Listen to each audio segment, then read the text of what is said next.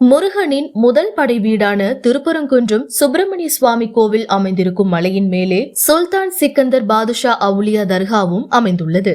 சில நாட்களுக்கு முன்பு சிக்கந்தர் தர்காவில் ஆடு கோழி பலியிட்டு கந்தூரி விழா நடத்தப்படும் என தர்கா நிர்வாகம் அறிவிப்பு வெளியிட்டது. இதையடுத்து திருப்பரங்குன்றம் மலைக்கு ராமநாதபுரம் எம்பி நவாஸ்கனி ஆட்களுடன் வந்தார்.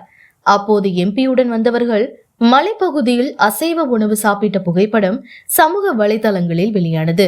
இவற்றால் திருப்பரங்குன்றம் மலை பிரச்சனை சர்ச்சையானது. இந்த நிலையில் திருப்பரங்குன்றம் மலையை பாதுகாக்க வலியுறுத்தி பிப்ரவரி 4 இந்து முன்னணி மற்றும் இந்து அமைப்புகள் சார்பில் 16 கால் மண்டபம் அருகே ஆர்ப்பாட்டம் நடைபெறும் என அறிவிக்கப்பட்டது.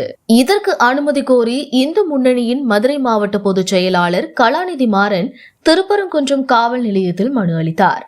தொடர்ந்து இந்த ஆர்ப்பாட்டத்துக்கு இந்து மதத்தினர் திரண்டு வருமாறு இந்து அமைப்புகள் சார்பில் சமூக வலைதளங்களில் பிரச்சாரம் செய்யப்பட்டு வந்தது. இந்த சூழலில் இந்து முன்னணி ஆர்ப்பாட்டத்திற்கு அனுமதி மறுத்து திருப்பரங்குன்றம் காவல் உதவி ஆணையர் உத்தரவு பிறப்பித்தார். இந்த நிலையில் திருப்பரங்குன்றத்தில் தடையை மீறி பிப்ரவரி 4 ஆர்ப்பாட்டம் நடத்தப்படும் என இந்து முன்னணி பொதுச் செயலாளர் கலாநிதி மாறன் தெரிவித்தார். இன்றைய தினம் திருப்பரங்குன்றத்தில் பல்வேறு இந்து அமைப்புகள் சார்பில் போராட்டம் அறிவிக்கப்பட்டிருந்தது. இதனால் சட்டம் ஒழுங்கு பிரச்சனை ஏற்படாமல் தவிர்க்கும் வகையில் மதுரை மாவட்ட நிர்வாகம் சார்பில் அப்பகுதியில் 144 தடை உத்தரவு பிறப்பிக்கப்பட்டது. வெளி மாவட்டத்தை சார்ந்தவர்கள் யாரும் மாவட்டத்துக்குள் வராத வகையில் கூடுதல் பாதுகாப்பு பணியும் மேற்கொள்ளப்பட்டு வந்தது. இந்த நிலையில் திருப்பூர் மாவட்டத்திலிருந்து இந்து அமைப்புகளை சேர்ந்தவர்கள் திருப்பரங்குன்றம் போராட்டத்திற்கு செல்ல வாய்ப்பு இருப்பதன் காரணமாக நேற்று மாலை முதல் திருப்பூர் மாவட்டத்தில் 18 பகுதிகளில் தற்காலிக சோதனை சாவடி மையம் அமைக்கப்பட்டு போலீசார் தீவிர கண்காணிப்பு பணியில் ஈடுபட்டு வருகின்றனர். திருப்பூர் மாநகரில் இருந்து வெளியேறும் கார், வேன் மற்றும் பேருந்துகளில் செல்பவர்கள் எங்கே செல்கிறார்கள் என்ற விவரம் சேகரிக்கப்பட்டு அவர்களது ஆவணங்கள் சரிபார்க்கப்படுகின்றது.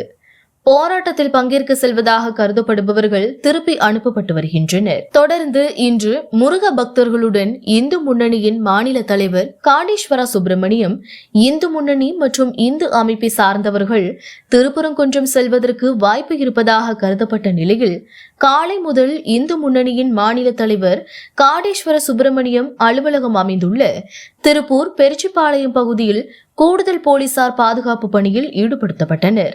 மாநகர காவல் துணை ஆணையர் ராஜராஜன் தலைமையில் 200க்கும் மேற்பட்ட போலீசார் பாதுகாப்பு பணியில் ஈடுபட்டனர்.